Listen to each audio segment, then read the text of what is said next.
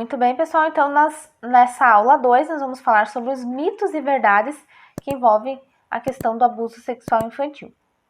Porque existem esses mitos, vocês já devem ter ouvido falar alguma dessas frases, já devem ter falado alguma dessas frases que serão citadas nessa aula. E esses mitos que envolvem essa questão do abuso sexual infantil, muitas vezes são o que impede de uma pessoa fazer uma denúncia. Ela percebe a situação, acaba não denunciando por acreditar num desses mitos ou porque alguém convence ela de um desses mitos aqui. Então vamos lá a esses mitos e verdades. O primeiro mito é o de que a criança inventa ou mente que sofreu um abuso. Então isso não acontece. Por quê? Geralmente quando a criança relata que sofreu um abuso, ela utiliza palavras e relata situações que todos nós temos o conhecimento de que não são apropriadas para uma criança e que a criança não, por si só, não teria conhecimento disso. Isso não faz parte do conhecimento da criança. Ela só conhece porque ela está sendo exposta a uma situação de violência, de abuso sexual. Então, por isso que ela está falando sobre esses temas. Esse é o primeiro sinal de alerta, né? A criança está falando sobre isso. Aí tem essa falsa crença de que, por a criança relatar a situação de uma maneira confusa, às vezes parece que ela está mentindo. Mas o que acontece é que nem mesmo a própria criança entende o que ela está vivenciando. Então, para ela é muito difícil comunicar aquilo que ela sofreu. Tá? Até porque a criança, o adolescente, mas principalmente a criança menor, não tem a mesma capacidade de comunicação do que um adulto teria. Então, ela não consegue se expressar da maneira que seria esperada para relatar a situação que ela está relatando. Mas isso é normal do desenvolvimento da criança. Então, ela está confusa também, ela está com medo muitas vezes quando ela faz essa denúncia. Então, pode ser que a criança relata a situação para uma pessoa e quando for falar para uma segunda pessoa, né, dentro dessa investigação aí sobre a situação, ela acaba ficando com medo e ela negue os fatos, ou ela omita algumas partes do relato, ou então que ela relate os fatos de forma bastante confusa, embaralhada, não tendo uma sequência lógica na narrativa, e isso se dá por conta dessa confusão que a situação de abuso acaba gerando no entendimento da criança. Então isso é muito comum que aconteça, mas é preciso verificar essas situações porque a criança pode estar aí meio confusa, mas ela não dificilmente vai mentir, inventar sobre isso. Então é preciso sim verificar quando acontece essa denúncia aí por parte da criança. O segundo mito é o de que eu não tenho nada a ver com essa situação. E por que isso é falso? Então acontece que às vezes a pessoa percebe ali que uma criança que é do seu convívio, filho de um vizinho, um aluno, alguém da família, está passando por uma situação de abuso, possivelmente, mas não faz a denúncia porque prefere se manter fora dessa situação. Eu não tenho nada a ver com isso, não vou me envolver no caso. Mas por que a gente não pode fazer isso? Como a gente já conversou lá na aula anterior sobre o Estatuto da Criança e do Adolescente, que é uma lei que aponta que todos nós, como sociedade, temos esse dever de garantir os direitos das crianças, dos adolescentes. Então, essa lei nos coloca numa posição de que nós também temos responsabilidade sobre essas situações. Nós, tendo conhecimento, é preciso sim fazer a denúncia. Inclusive, gente, lá no artigo 13 e no artigo 245 do ECA, isso fica muito bem expresso. No artigo 13, é aquele artigo que fala que em casos de suspeita, confirmação de abuso sexual, é obrigatório fazer a denúncia. Então, isso é o artigo mais direcionado para escolas, para profissionais de saúde que têm contato direto com a criança e que percebem essas situações. Então, é obrigatório fazer essa denúncia. E lá no artigo 245, é aquele artigo que vocês também já devem ter ouvido falar, possivelmente, que tem uma multa para as pessoas que sabem das situações de abuso, mas que não fazem a denúncia. essa multa vai de 3 a 20 salários mínimos vigentes. Então, é um valor que pode ser aí bem alto. Mas é preciso a gente pensar que a gente vai fazer essa denúncia não é só pelo valor da multa. A gente precisa pensar na nossa responsabilidade como cidadãos, né, sobre as crianças, sobre os direitos aí que precisam ser garantidos.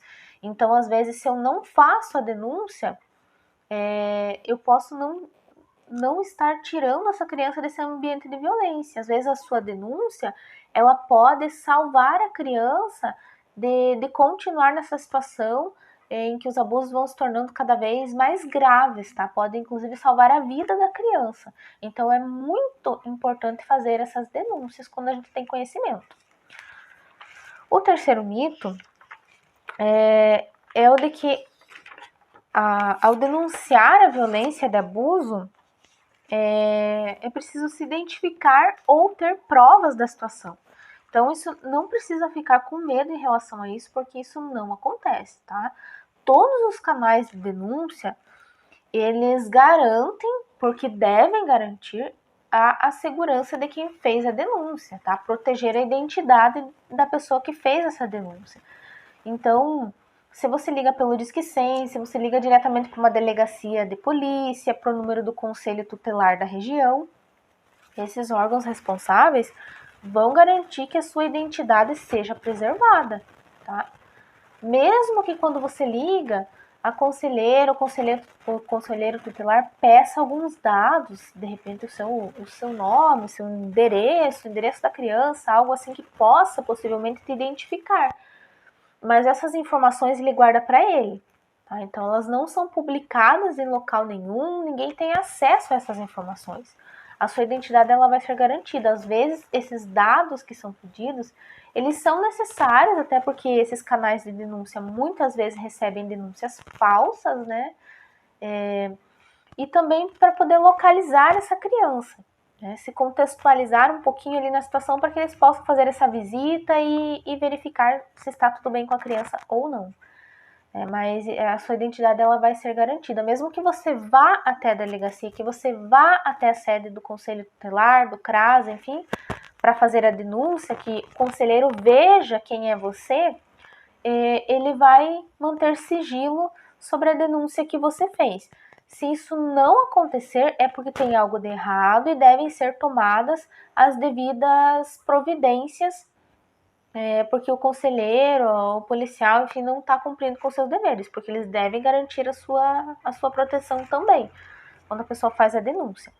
Sobre a questão de ter provas, não é necessário, gente, não precisa ter provas. Se o conselho tutelar pede provas de que essa situação está acontecendo, está agindo de forma muito errada. Cabe uma denúncia aí. Porque pode se tratar apenas de uma suspeita da sua parte, de que a criança ou adolescente está passando por uma situação de abuso, mas a denúncia precisa ser feita. Se for mesmo, se a sua suspeita se confirmar, essa criança vai estar sendo salva desse ambiente.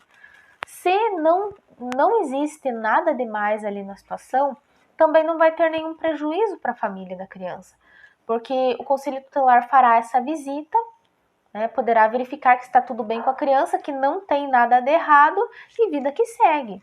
Então não existe nada demais em fazer a denúncia.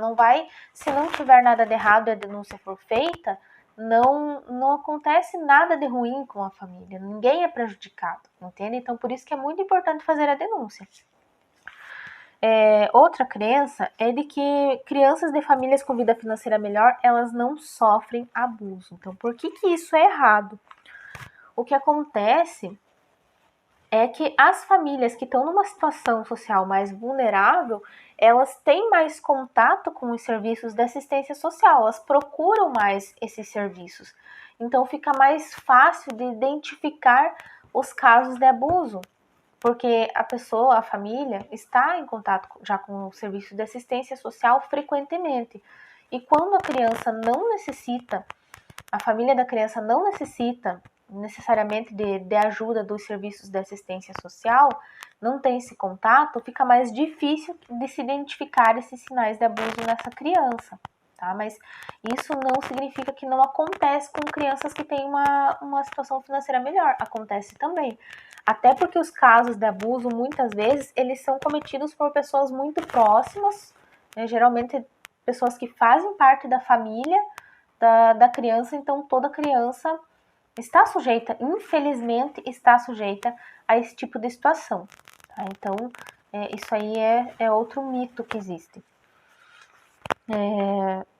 Em relação ao mito de que somente meninas sofrem abuso sexual.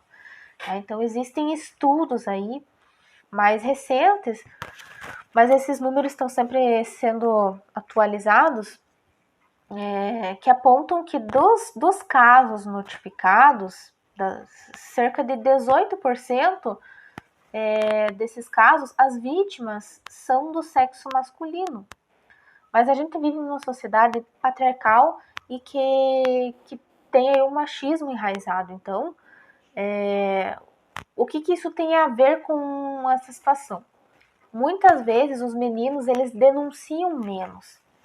Eles se sentem mais coagidos, então eles não fazem essa denúncia. Ah, mas como assim? Não estou entendendo, Camila, essa situação. Olha, eu vou relatar um fato que aconteceu nos últimos dias nas redes sociais.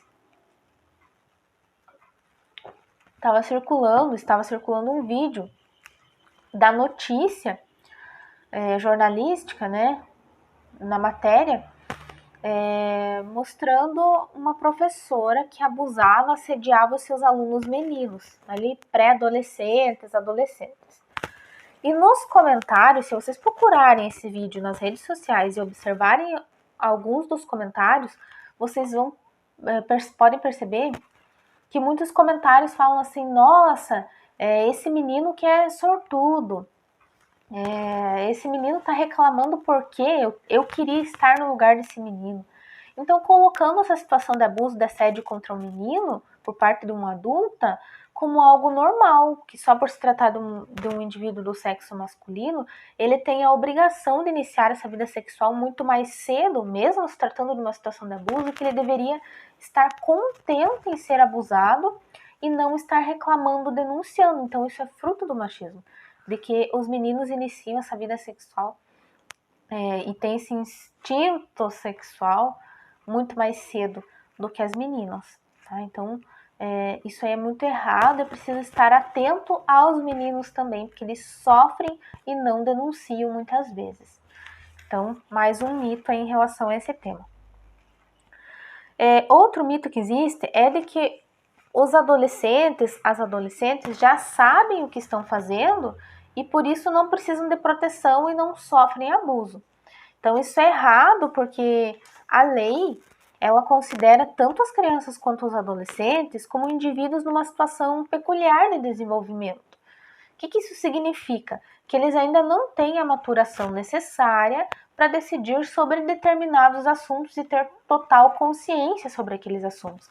Então, você não pode afirmar que uma criança de 10 anos consentiu uma relação, tá? Uma relação afetiva, um namoro, uma situação que envolve sexo, algo do tipo. Então, vai se configurar como uma situação de abuso, tá? Essa criança não tem a capacidade para consentir isso.